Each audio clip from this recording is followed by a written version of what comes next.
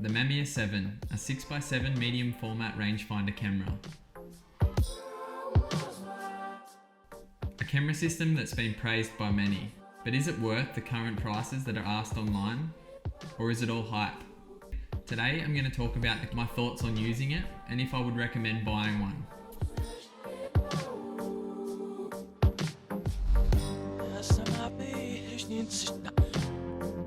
The Mamiya 7 was introduced in 1995 and the Mamiya 7 II was introduced in 1999, where the camera saw some minor upgrades. It is obvious that Mamiya's intention with this camera was to make a portable, lightweight 6x7 camera.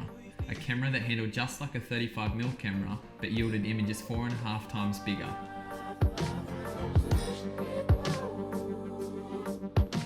The Mamiya 7 features full manual shooting, automatic and auto exposure lock modes, allowing full aperture priority shooting. The camera has a maximum shutter speed of 1/500th of a second with full flash synchronization. ISO range from 25 to 1600. A self-timer mode. Bulb mode with a socket for a cable release. A decent light meter. The viewfinder is nice and clear with very bright frame lines, a nice focus patch, and is fully parallax corrected. The camera also includes a curtain which you can pull across so you can change lenses mid-roll so you don't expose your film. The camera also won't fire while the curtain is pulled across. One thing the Mamiya 7 system is known for is its brilliant lens lineup. The Mamiya 7 lenses were considered to be the benchmark of optical engineering, to the point where other lens manufacturers of the time were compared to the Mamiya 7 system glass. The camera system offers a great lens selection. There's a 43, a 50, a 65, an 80, a 150, and I believe there's a 210mm lens as well. The lenses are insanely sharp, they've got beautiful contrast. They also have essentially no distortion and very little to no aberrations.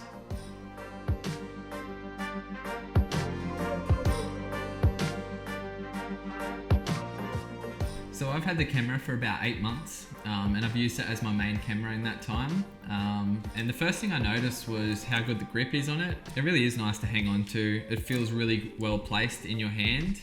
You're not sort of fumbling around trying to find things. The shutter button's right up on top. The film advance is right where your thumb lives. Yeah, it's just a well balanced camera that doesn't feel awkward or anything like that in hand.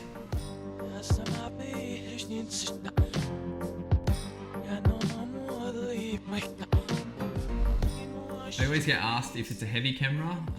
It's definitely not heavy compared to something like an RZ or a Pentax 6.7. While it is a little bit heavier than, say, a typical 35mm SLR, it would be comparable to a Pro 35 SLR.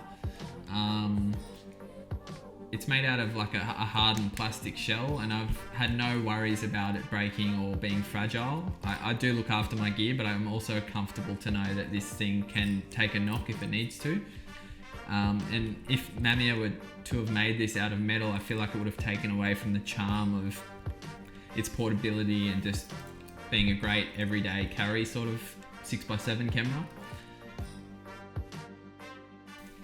So I prominently shoot this camera in auto exposure lock mode during the daytime. That essentially makes it a big 6x7 point and shoot, which I absolutely love. It's on with a flick of a switch and ready to go.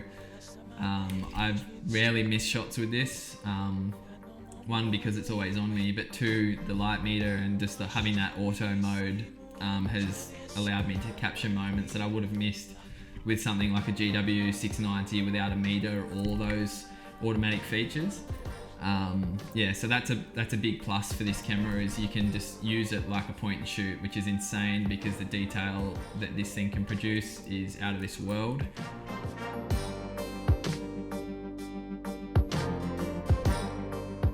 The other cool thing I've noticed with this camera is you can handhold exposures down to 1/15th of a second.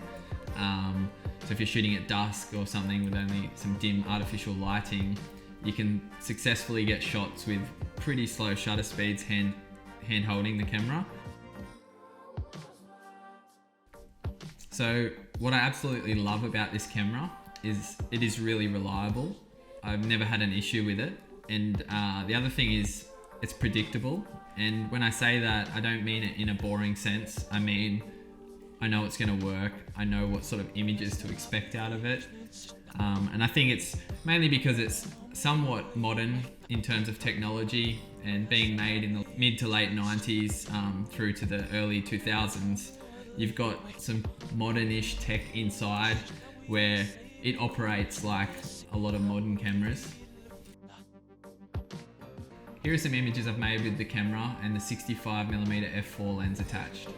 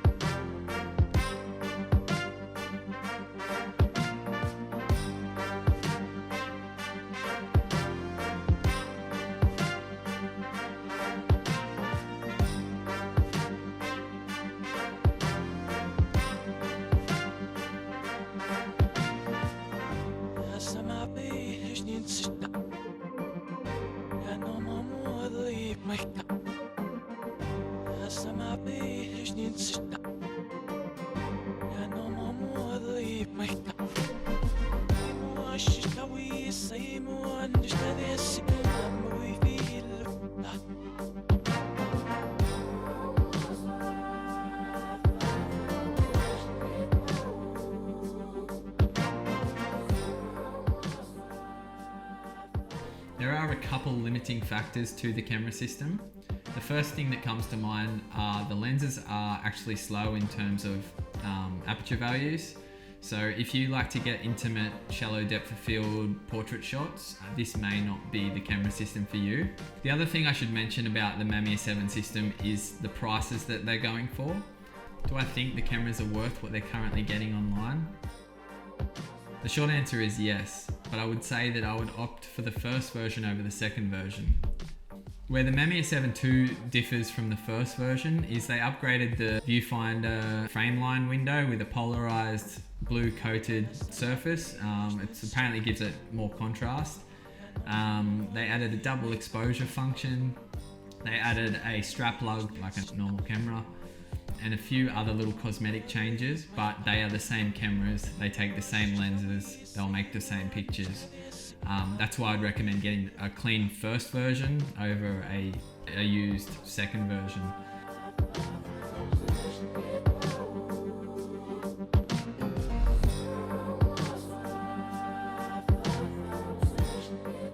Thanks for watching, guys. I hope you got a bit out of this.